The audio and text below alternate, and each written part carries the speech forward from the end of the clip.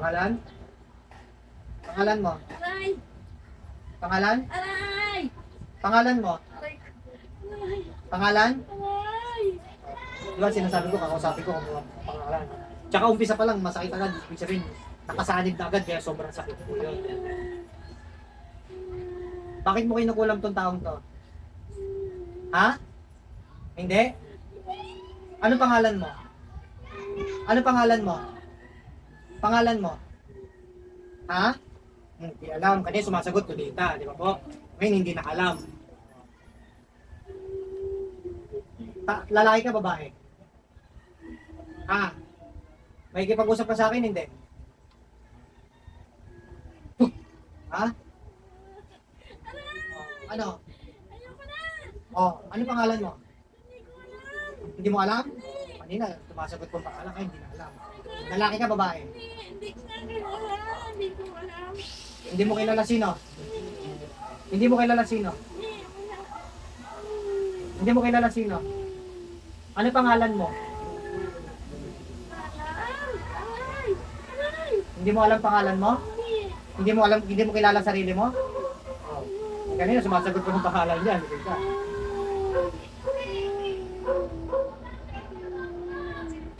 Oh. May kipag-usap ka sa akin, hindi?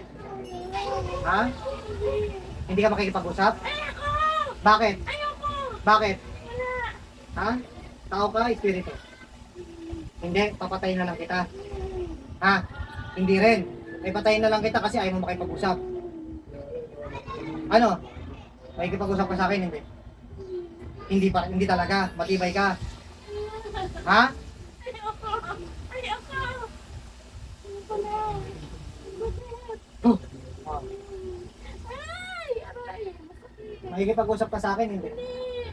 Ayoko! Ha? Masakit! Masakit! Eh? Dilat ka, Nay, dilat. Nag-aagaw kaluluwa kayo, Nay? Nasasaktan ka, Nay? Kailan kayo nasasaktan? Kanina pa o ngayon lang? Gaano katagal po kayo nasasaktan? Palagi. Pero ba't hindi nyo po masagot yung pangalan nyo? Hindi kayo makapagsalita. Kumbaga, may ibang kumukontrol po ng sinasabi nyo. O kayo po yung sumasagot na hindi nyo alam. O, yung sakit na yan, nag-aagaw kaluluwa si nanay eh. Nung neto na, bumabalik yung kaluluwa ni nanay. Kasi tinan mo, hindi po niya alam. Yung sakit na nararamdaman ni nanay, yung neto, yung pagbalik. Kasi nakita ko, kaya hinawakan ko si nanay. Nakita ko po, nag-aagaw kaluluwa siya. Hindi mo bumabalik yung kaluluwa. Kaya yung feedback ng sakit, nandyan pa rin. No? Pero yung kanina, yung sobrang tagal na hindi niyo po alam yun, na may nararamdaman kayong sobrang sakit. Kasi nung una, tinatanong ko kayo ng pangalan niyo, sumasagot yung Lolita. Nung huli, hindi na kayo sumasagot. Pero ito po, yung huli, ito masakit, ito po. Okay. So nakita ko nag-aagaw kaluluwa. Ganito na lang po, no? Kung hindi po kaya ng katawan, yan, nag-aagaw kaluluwa. Pero concern naman po may gumagawa ng sakit. Ano? Pag gagawin na lang po dyan, direct na lang gagamutin. No? Pero sa tingin nyo, gaano kayo katagal na sobrang nasasaktan? Matagal? Ilang minuto po kayo nasasaktan? Sobrang tagal po kayo nasasaktan. Pero hindi po kayo makapagsalita. So, nagsasalita po, di ba? Aray, tsaka hindi ko alam. Alam niyo po yun. Alam niyo po na sinasabi yung hindi ko alam. Sinaniban talaga si nanay. May sanib talaga. So, ibig sabihin, bumabalik lang kasi yung kaluluwa ni nanay. Kaya ganun po. Kaya anyway, imposible yung hindi alam ni nanay na hindi niya alam na nagsasabi siya ng hindi ko alam, ayaw ko makipag-usap. Nag-aagaw kaluluwa po yung si nanay. No, kaya, ngayon, since nag-aagaw kaluluwa, ano po? Okay na po, papasanibin ulit o dadasalan na lang? Kung ganito na lang po, kapag makikita ko naman po mararamdaman ko pag mag-aagaw kaluluwa po. Ngayon, para patayin ko na lang po sa katawan po ninyo. Ha? Kasi confirm naman po, sumasalib talaga kasi hindi nyo nga maalala na nagsasabi kayo na hindi ko alam, ayaw ko makipag-usap, hindi ako makikipag-usap, di ba po? Andyan, may kasama po. So may salib talaga, ganun po yung taong may salib, confirm po yan. So hindi si nanay ang sasaktan nun. Kasi pag nag-aagaw kaluluwa, bumabalik yung kaluluwa ni nanay, bumabalik, nag-aagaw kaluluwa tawag doon, nararamdaman na rin nila yung sakit.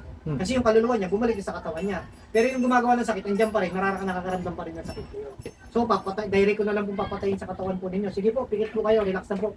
Papasukin nyo lang ulit sa katawan niyo po na ha, para papatayin ko na po sa katawan niyo, ha? Total, ayaw naman po makipag-usap. Ibig sabihin yan, ayaw kayong tanggalan ng sakit. Okay po.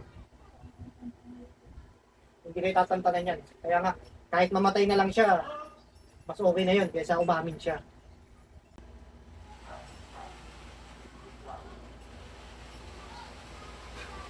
Okay, ubus po nito na. Ubusin po. Ubusin po. Ano yun, may demonic evil spirit, saka may mga tao rin, no? Baga may tao, sinasanla ang kaluluwa sa demonyo para mabigyan ng sakit kay nanay. Kaya tinong alam na alam niya kahinaan ni nanay, nag-aagaw kaluluwa po si nanay. Okay na yan. Pantay na. Pantay ang guhit. Pantay ang guhit. Pantay na. Kanina sobrang haba po sa kanan. Papantay ang guhit. Pantay ang guhit. Pantay ang guhit. Ilaktan ko na yan. Pantay ang guhit. Pantay ang guhit. Pantay ko. Pantay naman ang guhit sa lahat, no? So, okay na po yan. Then, kamusta po yung pakiramdam? Habang tumatagal, bumubuti o ganun pa rin po? O nawawala po yung sakit o ano po? Nawala na po mismo. Pero nung sa loob ng 2 weeks, hindi nawawala po yan. Tuloy-tuloy po masakit. Kaya po, tuloy-tuloy po. Tuloy-tuloy po na yun, no? Kasi sinasabi rin po, ino-confirm din po ng family ni nanay. Tuloy-tuloy na masakit, hindi nawawala. Ngayon po, nawala po. Kasi nagamot po. Kaya lahat na lang ng advices ko, sundin ko. Para at least yung kagalingan na nararanasan po kayo, magtuloy-tuloy po. No? At saka in the future, hindi makapitan ng ganyan sakit. Tsaka sobrang sakit pong pain ng nararamdaman niyo po, no? Hindi Sobrang- ako makakain, hindi ako makatulog. Tsaka yung pain niya po, anong klaseng pain po, sobrang sakit. Parang mayroong, may ano sa kanya. May nilalagay siya May na. tinutusok po, ganon. Oo. Ganon po siya kasakit. Grabe. Kasi hindi po kayo makakilos, hindi kayo makakain, hindi kayo makatulog. Ngayon po, wala na po. Kumbaga, first time lang nawala po yan. Sa loob ng 2 weeks na nagpapagamot po kayo, papadoktor. Sige po, yun na lang po. So, ang pinaka